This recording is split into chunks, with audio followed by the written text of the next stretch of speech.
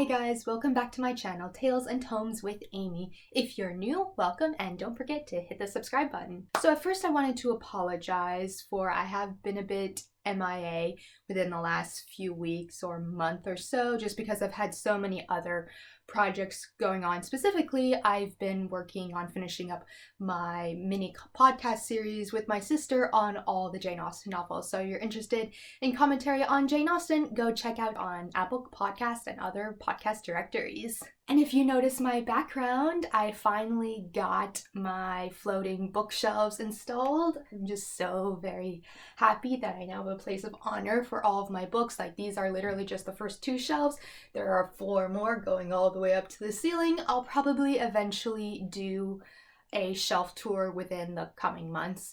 But in coming back to BookTube, I wanted to basically it's Thanksgiving week. I decided to take the whole week off from work just to give myself time to recharge, and so I thought it would be a good time, of course, to do the Thanksgiving book tag. So let's get started. So I don't remember who originally did this Thanksgiving book tag, but I know I found out about it because I watched Read with Cindy's Thanksgiving book tag from a year or so ago, and it was absolutely hilarious. So I just wanted to use that because I like the idea of the Thanksgiving food representing certain elements in books. So the first item on the Thanksgiving book tag is bread. What book is pure fluff and has no real plot line? I think I'm gonna have to go with this is Sorcery of Thorns. And I say that not because I didn't enjoy the book, like I really liked it, but I acknowledge that the book was very much character driven. Like the sort of plot of, oh, we've got to save the books from the bad guy, I felt like that was a little bit lackluster, and what really drew me into the book and why I liked it so much was the relationship specifically between the main character and then the specific demon Silas, and the relationship that wizards and demons have in sort of bargaining, with each other so that the wizards can have power, but they have to give something back to the demon. And so the fact that Silas, is he innately evil or does he have a soul? It was very much more character driven, and honestly, I would have preferred if it had just stayed in that realm of being a sort of drama within a fantasy world in that sense, rather than trying to shove in the action part. But yeah, that's my pick for bread. Item number 2 is turkey. What book made you want to fall asleep?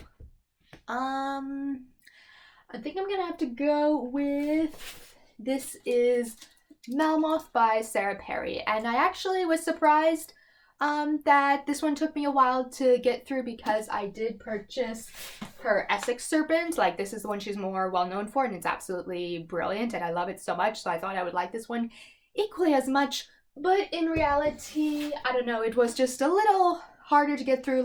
There are several time periods and several stories within the story. The specific story about the guy in World War II in Hungary and Germany, that part was absolutely brilliant. That was on par with, I can't feel it, with Essex Serpent, but the rest of it was just meh. And so yeah, that kind of made me want to fall asleep. Item number 3, Gravy. What book makes the whole series worth reading?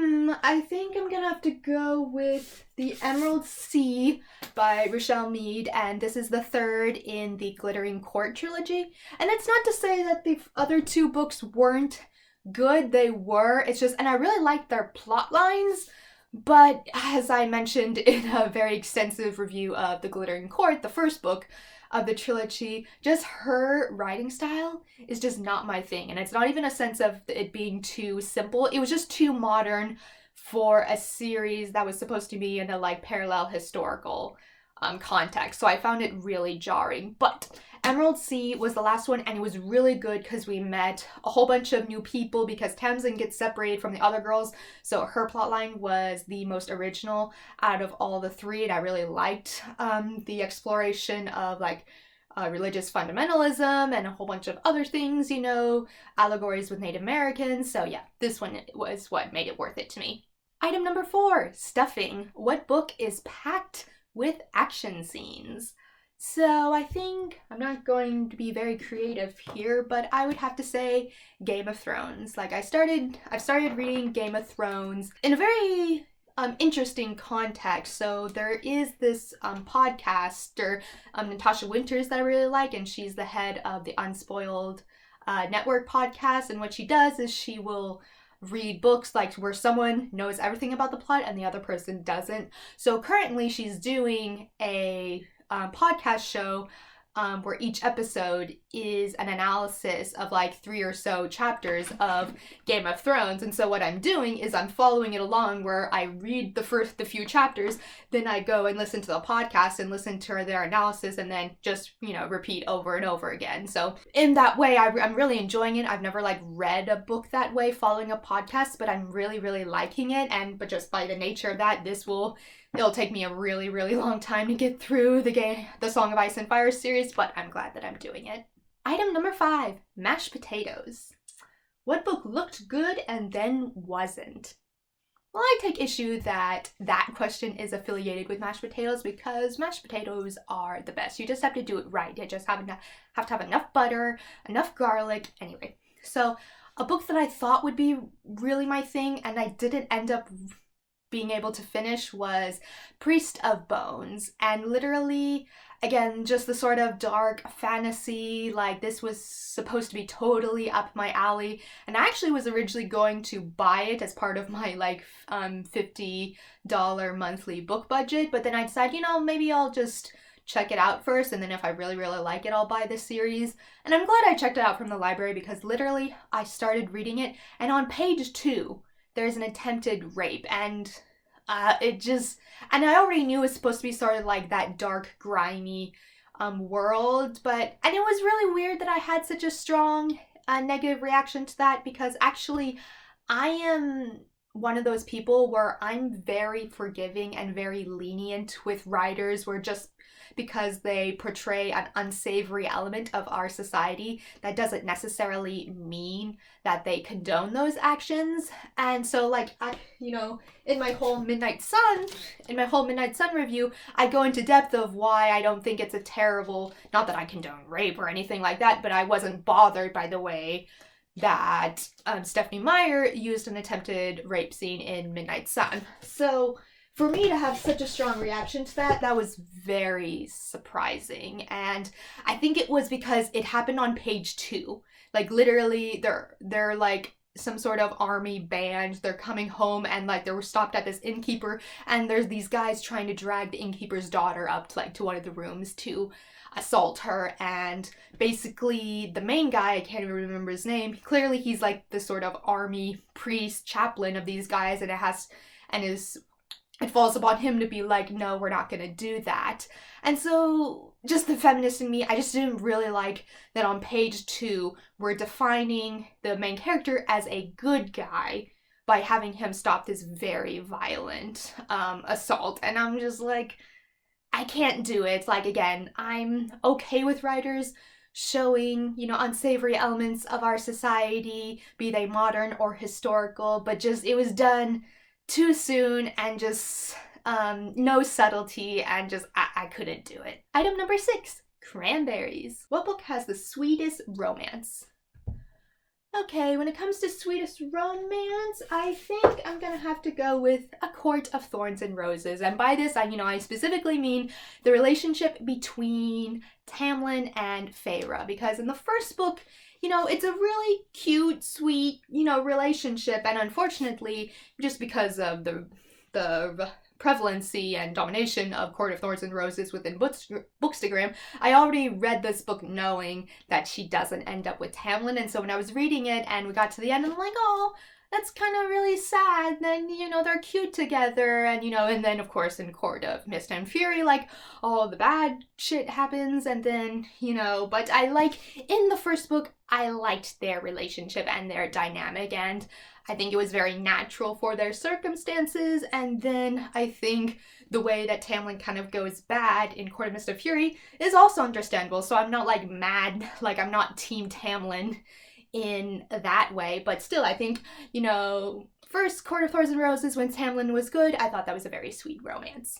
Item number 7, corn. What's the corniest book you've ever read? I think this is kind of a hard one, because how exactly are we defining corny? I kind of see corny as basically synonymous with cheesy, and that's not necessarily bad.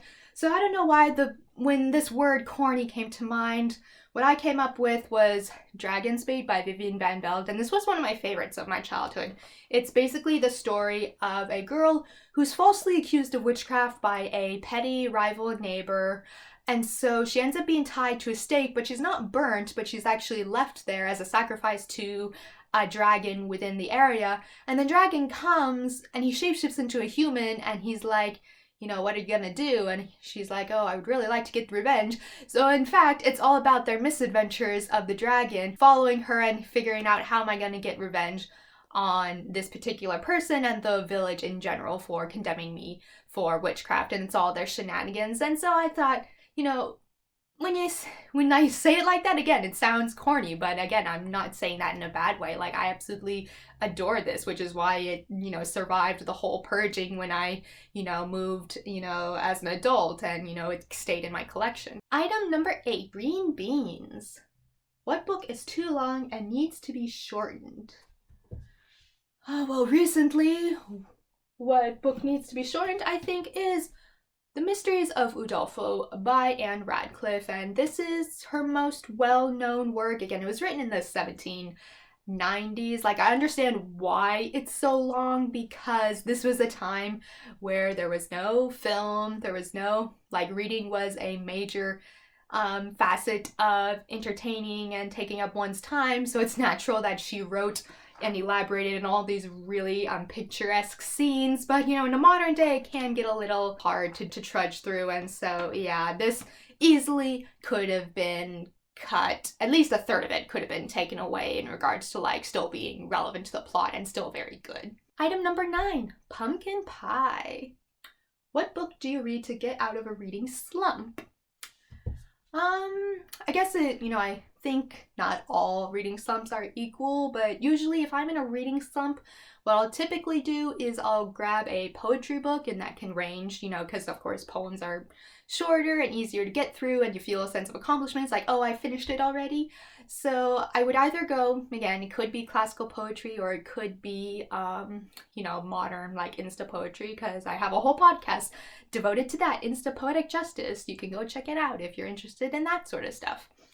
But, so yeah, poetry if I'm really, really in a rut and want something really, really short. If I'm in a rut and can still withstand the thought of, you know, going through a novel, what I typically like to do is I like to grab one of my critically acclaimed historical fiction novels, just totally at random, that I picked up from Goodwill, like, because usually, again, it depends on the reading slump, where, you know, sometimes there'll be a slump where I'll want to have a book that really makes me think, or a book that doesn't make me think, like rereading Harry Potter. So, but yeah, for one, making me want to think out of a reading slump, definitely like deep historical fiction. And then question number 10, what's your favorite Thanksgiving food that you would steal from the table? Again, I think that would be mashed potatoes, which is why I take issue with why mashed potatoes got such a bad rep in this book tag. So yeah, so that is my Thanksgiving book tag. Thank you so much for listening, everyone. Tune in next time for my next video. I hope you all have a wonderful and safe Thanksgiving dinner this holiday. Take care, everyone. Bye.